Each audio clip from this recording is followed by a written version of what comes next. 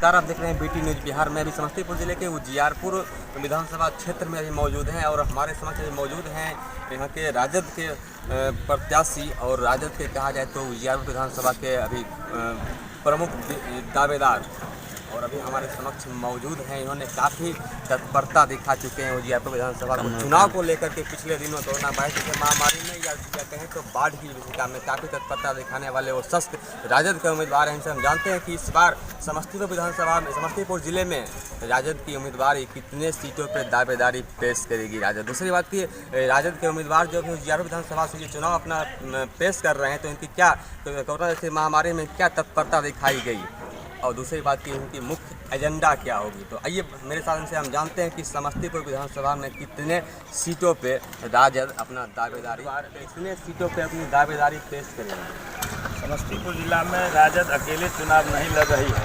महागठबंधन है और महागठबंधन 10 के 10 सीट पर इसका उम्मीदवार महागठबंधन का उम्मीदवार होगा और 10 सीट पर जीतेगा। सर 10 सीट पर जीतेगा तो क्या कोरोना वायरस जैसे महामारी में समस्तीपुर जिले में और दूसरी बात की बहुत ऐसे क्षेत्र बने जहाँ पे बाढ़ की विभीषिका से बहुत लोग जूझे, उनको जूझना पड़ा, लेकिन कोई पुलिस प्रशासन या कोई नेता उनके द्वारा तत्परता नहीं दिखाई गई। क्या सर राजद के उम्मीदवार द्वारा कोई तत्परता दिखाई गई? पूरे सभी जगहों पर युवा राष्ट्रीय जनता दल के जो भी कार्यकर्ता हैं, बाढ़ पीड़ित का मामला हो या विभिन्न कोरोना वायरस में जो भी आपदा में फंसे हुए लोग रहे उनके सहायतार्थ के लिए बहुत बड़ा रेस्क्यू अभियान चलाया गया। और इसी दरमियान उजियारपुर में कोरोना वायरस जैसे महामारी में मेरे द्वारा भी विभिन्न पंचायतों में मास्क, साबुन, सैनिटाइज़र लोगों को रोकथाम और बचाव के लिए जागरूक करना और बहुत सारे अग्निकांड हुए हैं। सभी अग्निकांडों में सहायता राशि लेकर के अपने और अपने ग्रामीणों और राजद कार्यकर्ताओं के सहयोग से, अपने मित्रों के सहयोग से सभी जगहों पर हम लोग हाजिरी लगाने का काम किए हैं। सर अभी जो आप इस चुनाव में आपकी मुख्य एजेंडा क्या होगी, मुख्य मुद्दा क्या होगी आपकी? 134 उजियारपुर जो विधानसभा क्षेत्र है, यह क्षेत्र मुख्य रूप से यहाँ किसान हैं और बिहार और देश की जो समस्या है कमोबेश वही समस्या, मुख्य समस्या बेरोजगारी की समस्या है। और अभी तक जितने भी जनप्रतिनिधि उजियारपुर में हुए, चाहे विधानसभा के सदस्य हों, लोकसभा के सदस्य, किन्हीं जनप्रतिनिधियों के द्वारा बेरोजगारी उन्मूलन पर कोई ठोस कारगर कदम नहीं उठाया गया। मैं इस चीज़ को मानता हूं, जो सभी लोगों को सरकारी नौकरी नहीं दिया जा सकता है, लेकिन बेरोजगारी उन्मूलन की दिशा में स्वरोजगारी लोगों को बनाने के लिए पहल किया जा सकता था, लेकिन अभी तक किन्हीं लोगों के द्वारा नहीं किया गया। अगर मुझे अवसर मिलता है तो उजियारपुर के नौजवानों में जो यहाँ उर्वरा शक्ति की मिट्टी है, यहाँ का जो उपजाऊ भूमि है, हम कृषि क्षेत्र में इस तरह का हम कोऑर्डिनेशन युवाओं का करके और उन्हें स्वरोजगारी बनाने का सबसे बड़ी मुद्दा होगी और पहल करके और रोजगार उन्मुख लोगों को बनाना हमारी पहली प्राथमिकता होगी। सर चुनाव में मुख्य मुद्दा है जो उजियारपुर अभी तक उपेक्षित रहा, चूँकि बाहर के ही यहाँ जनप्रतिनिधि होते रहे और स्थानीय तौर आते जाते देखते होंगे जो सड़क का बदहाली स्थिति है उसको सुदृढ़ करना। शिक्षा के क्षेत्र में उजियारपुर में पहले से 18 उच्च विद्यालय हैं और कमोबेश सभी उच्च विद्यालयों का यही स्थिति है जो 1000 से 800 1500 जहाँ छात्र छात्राएँ हैं वहाँ वर्ग कक्ष का अभाव है। 2-3 कमरों में विद्यालय संचालित हो रहा है। अभी सरकार के द्वारा विभिन्न पंचायतों में जहाँ उच्च विद्यालय नहीं थे खोले गए हैं, उन विद्यालयों को संसाधन संपन्न बनाना, वर्ग कक्ष ही नहीं प्रयोगशाला और विभिन्न चीज़ों से, जिस तरह से लोग पढ़ाई के लिए गरीब आदमी का लोग पलायन नहीं बाहर नहीं भेज सकते हैं अपने बच्चों को, हमें उजियारपुर में ही शिक्षा के मामले में उस तरह से संसाधन युक्त विद्यालय स्थापित करना है जो हमारे नौजवानों को, किसान के बच्चों को पढ़ाई के लिए बाहर जाना नहीं पड़े और यहीं शिक्षा ग्रहण करें और शिक्षित हो करके बेरोजगारी उन्मूलन में उनकी भी भागीदारी सुनिश्चित हो। उजियारपुर के निर्माण के लिए वो सभी लोग लगें।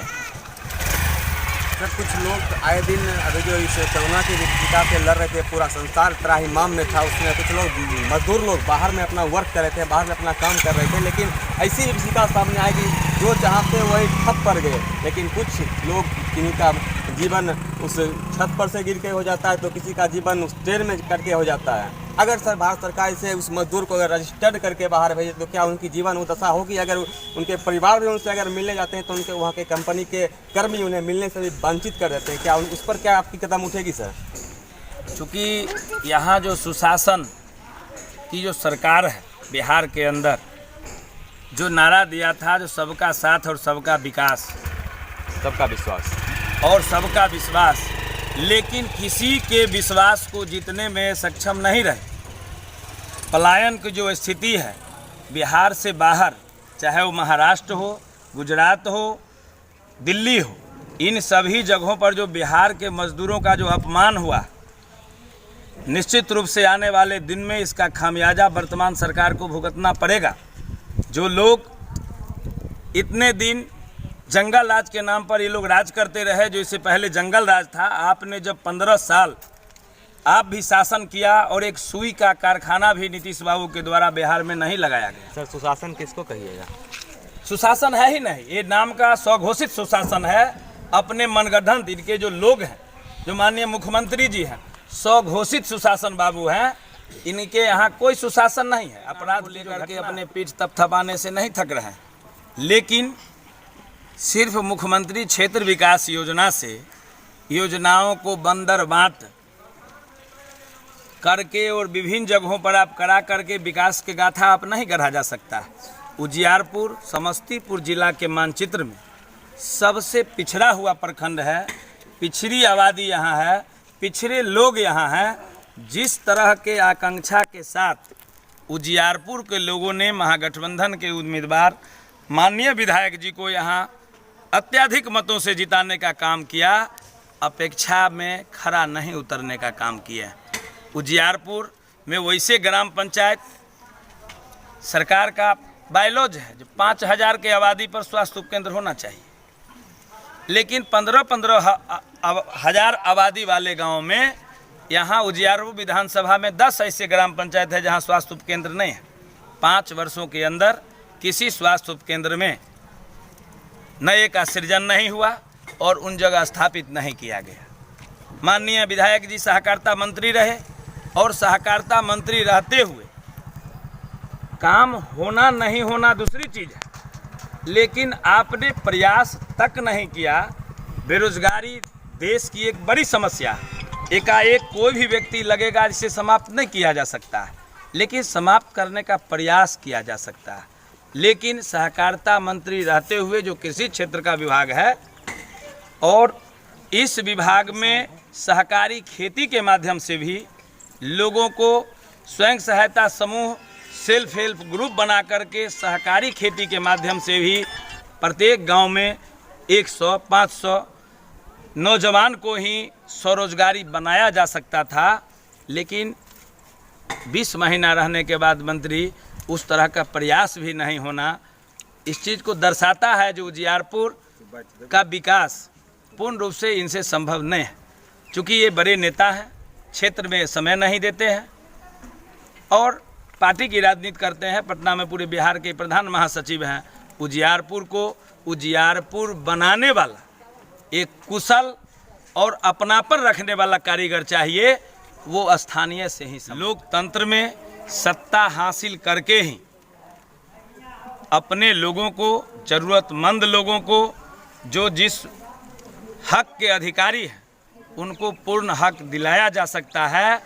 इसके लिए जो मिशन 2020 है, ये जो कुशासन रूपी सरकार है, जिस सरकार ने 15 साल तक युवाओं को, किसानों को, बेरोजगारों को ठगने का काम किया है, इनके ठगी का हिसाब लेने का समय 2020 आ गया है।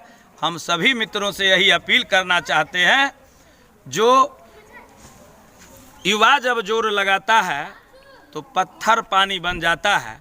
बिहार युवा सरकार चाह रही है और आप नए सरकार बनाने के लिए बिहार में रोजगार उन्मुख सरकार बनाने के लिए, बिहार की बेरोजगारी दूर करने वाली सरकार बनाने के लिए, बाढ़ के विभीषिका से निजात वाली सरकार बनाने के लिए, किसानों के कर्ज को माफ़ करने वाली सरकार बनाने के लिए मतदान करें और अपने संवैधानिक अधिकार का सुदृढ़ और सच्चे ढंग से लोकतंत्र के रक्षा के लिए, लोकतंत्र के हत्यारा के खिलाफ मतदान करेंगे।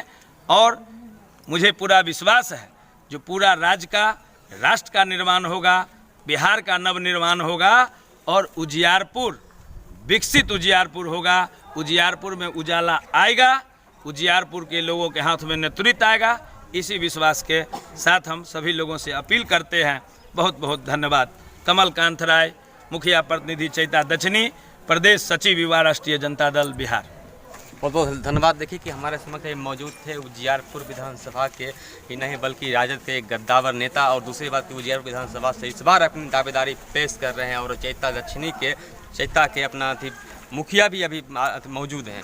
और लेकिन इस समय पूरा चुनाव का माहौल बना हुआ है और उजियारपुर विधानसभा से अपनी दावेदारी पेश करने के लिए काफ़ी आतुर है। जनता की भी आवाज़ है कि इस बार कमलकांत राय हमारे साथ मौजूद थे। बहुत सारे क्वेश्चनों पे बाखूबी से उन्होंने जवाब दिया और बहुत सारा हम कहें कि इस बार अगर हम जीत करके उजियारपुर विधानसभा से आते हैं तो सबसे पहले मेरा कदम होगा युवा के लिए, दूसरी होगा कि जो लोग शिक्षा से वंचित हैं शिक्षा से सुदृढ़ करवाना, दूसरी तीसरा होगा कि इस बार जो भी मजदूर लोग अगर बाहर में जिनकी मौत इस कोरोना के चलते हो गई, जिसके कारण रजिस्टर नहीं था, उसके रजिस्टर करवाने का जरूर से जरूर हम काम करेंगे। इस तरह बने रहिए बिहार के लिए समस्तीपुर उजियारपुर से कैमरामैन रोशन कुमार के साथ सोनू सिंह की रिपोर्ट।